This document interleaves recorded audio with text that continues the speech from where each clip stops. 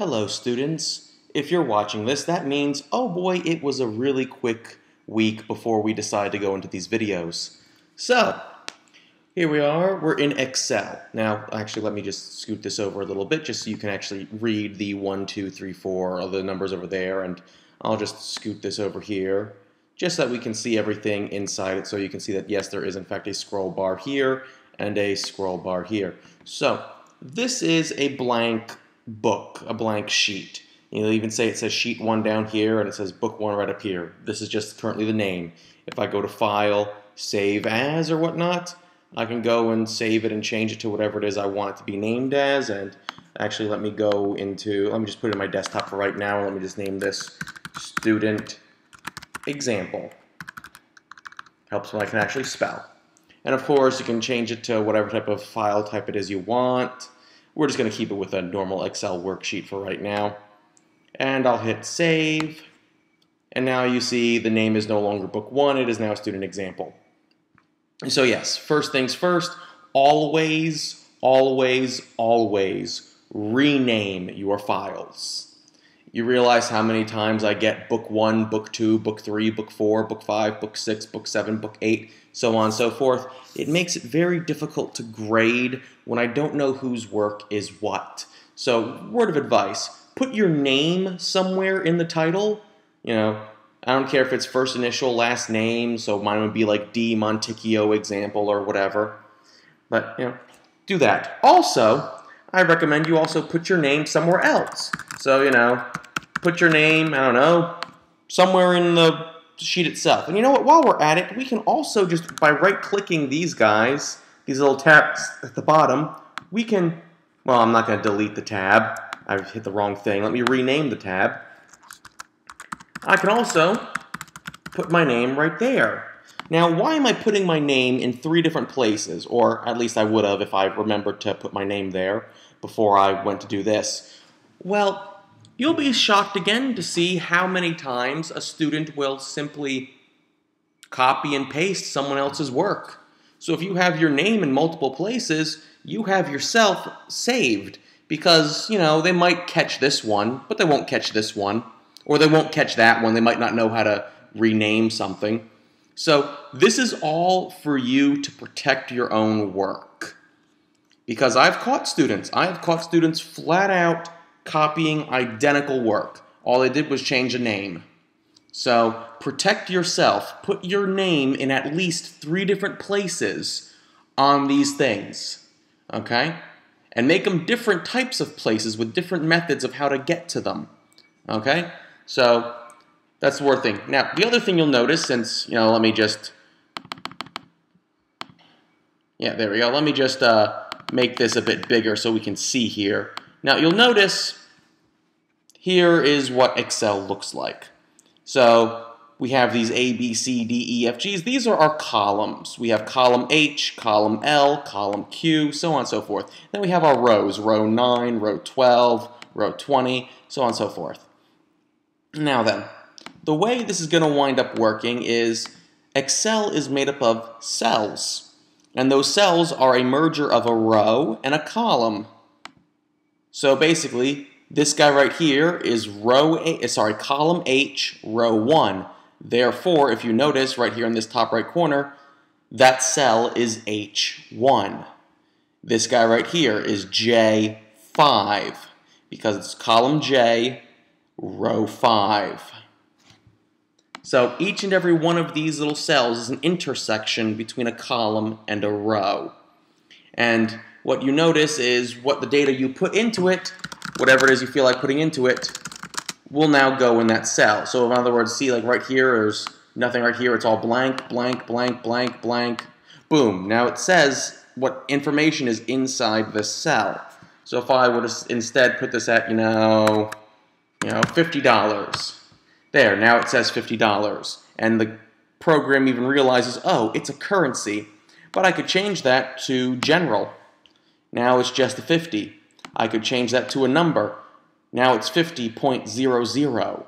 I can change what type of thing it is. Maybe I want to have a dollar sign in front of it. Okay, now it has a dollar sign in front of it. Now it's an accounting format.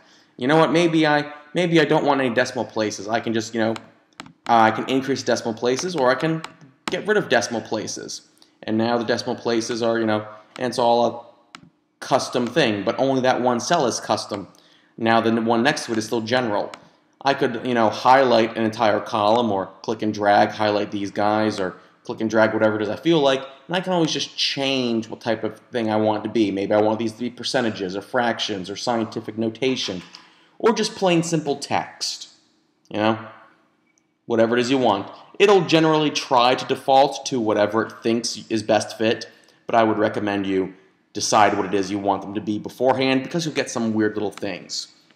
Another thing you'll notice is, hey, this little green box only goes in cell A1, but this guy right over here is, so much bigger than everything else. Well, there's two things we can do to fix this. And this is going to be probably the most common thing that will ever happen to you in Excel.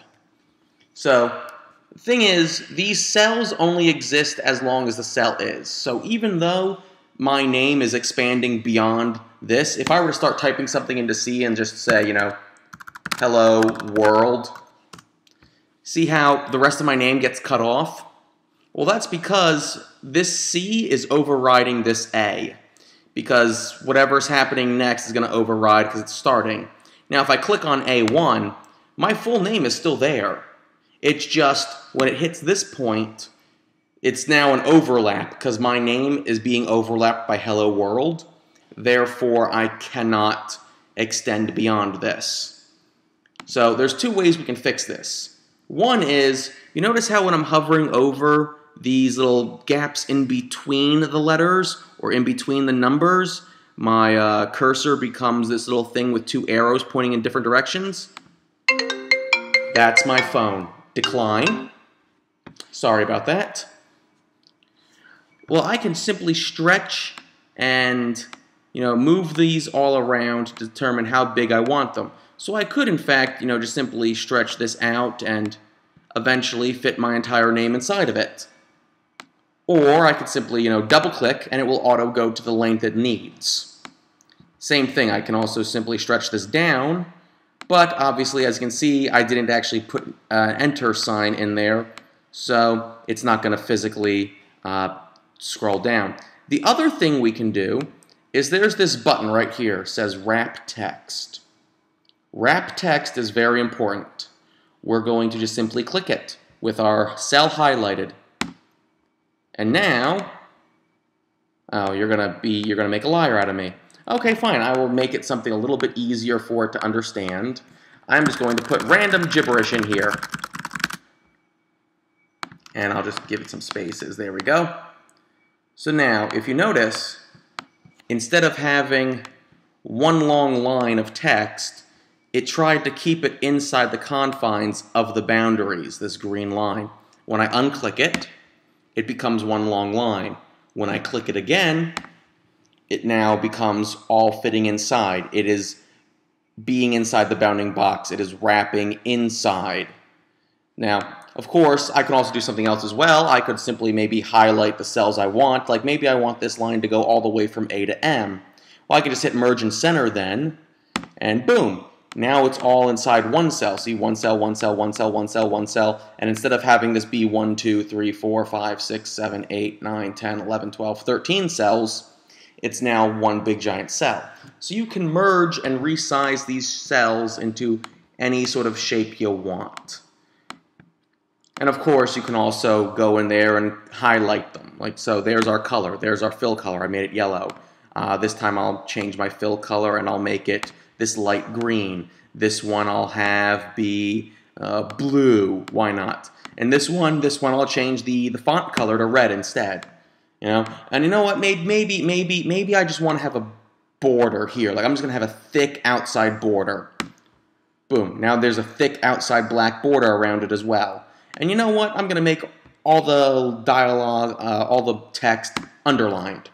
There we go. So I've got your normal sort of rules you have here with Microsoft Word. Other things is you have your left align, right align, center align, but you also have bottom alignment, middle alignment, and top alignment. So you can make this top left or bottom right, or I don't know, middle, however it is you want it to be.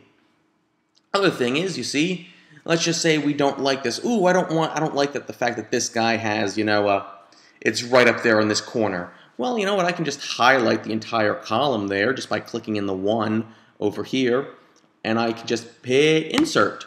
And now I have a new row above it. But you know what, I don't like that there's, a little gap right there, but there's no gap on this side. So I'll just highlight this entire column, hit insert again, boom, and now I have another, row at the side. Another column on the side. And you know what, I don't like this blue thing. I'm just going to delete that. Boom, it's deleted. It's gone. You know what, I also don't like these guys. I'm just going to delete those as well. Yep, now they're gone.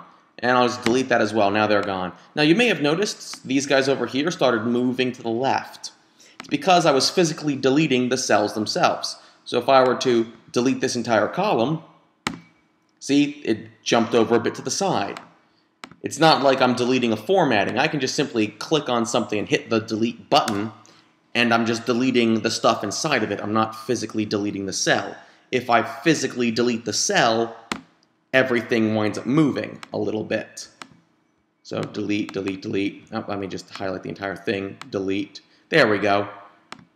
So it'll try to just delete cells itself, but if you delete an entire column or row, it'll wind up having different effects. Now, of course, at any point in time, if you, don't like this page or whatnot, you can always just simply, down here, this plus button, go to adding a new sheet. And you'll be on a new sheet. And you see now I'm on David Monticchio, now I'm on my sheet 2, David Monticchio, sheet 2, David Monticchio, sheet 2, David Monticchio, sheet 2. You can simply click back and forth between whatever one you want. There's also little arrow buttons which are not doing what I thought they would do. But, so we can just click the little button over there. I'm assuming it's just a situation of me being in a video screen capturing software while being in Excel.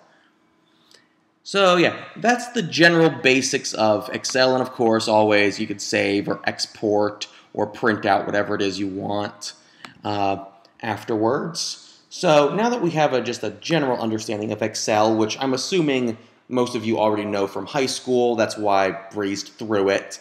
I'll actually go more in depth when we get into stuff like Access, which is way more uncommon. So now that we have a general understanding of just the formatting types of Excel, let's go in and talk about your very first assignment.